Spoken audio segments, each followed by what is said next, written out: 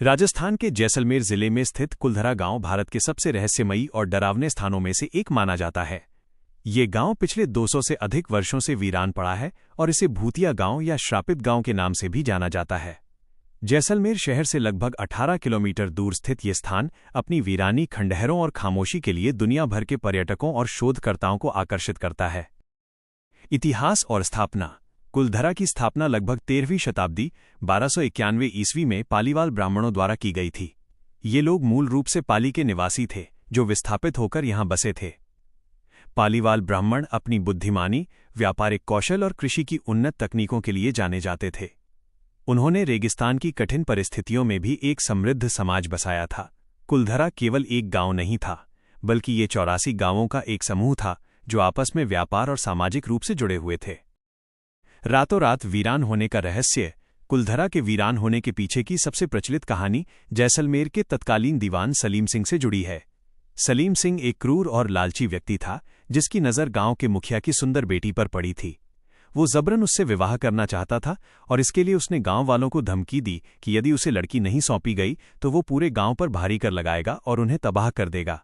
अपनी बेटी के सम्मान और ब्राह्मण समाज के स्वाभिमान की रक्षा के लिए 84 गांवों के निवासियों ने एक रात गुप्त बैठक की। उन्होंने फैसला किया कि वे सलीम सिंह के आगे झुकने के बजाय अपनी पुश्तैनी जमीन छोड़ देंगे। कहा जाता है कि एक ही रात में हजारों लोग अपना घर-बार छोड़कर वहां से चले गए। जाते समय उन्होंने इस स्थान को श्राप दिया कि ये गांव दोबारा कभी बस नहीं पाएगा। तब से लेकर आज तक ये गांव वीरान ही है। वास्तुकला और वर्तमान स्थिति। कुलधरा की बनावट उस समय की वास्तुकला का बेहतरीन उदाहरण है। यहाँ के खंडहर आज भी बताते हैं कि वे कितने व्यवस्थित तरीके से रहते थे। 1. तापमान नियंत्रण। घरों को इस तरह बनाया गया था कि वे रेगिस्तानी गर्मी में भी ठंडे रहें। 2. जल प्रबंधन। उनकी जल संचयन प्रणाली इतनी उन्नत थी कि सूखे इलाके में भी वे अच्छी खेती कर लेते थे। 3. धार्मिक स्थल। गांव के बीचों बीच एक प्राचीन मंदिर के अवशेष आज भी मौजूद हैं। वर्तमान में कुलधरा भारतीय पुरातत्व सर्वेक्षण ASI द्वारा संरक्षित एक स्मारक है।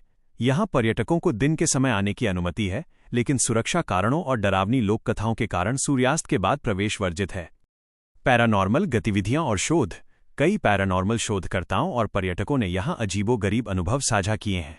कुछ लोगों का दावा है कि उन्होंने महिलाओं के रोने की आवाज़ें सुनी हैं, जबकि कुछ को वहाँ नकारात्मक ऊर्जा महसूस हुई।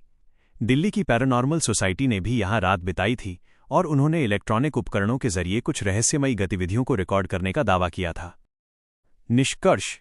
कुलधरा गांव केवल एक डरावनी जगह नहीं है, बल्कि ये मानवीय सम्मान और बलिदान की एक मूक गवाही है। ये हमें याद दिलाता है कि कैसे एक पूरे समुदाय ने अपने स्वाभिमान के लिए अपनी मेहनत से खड़ी की गई बस्तियों को पल भर में त्याग दिया।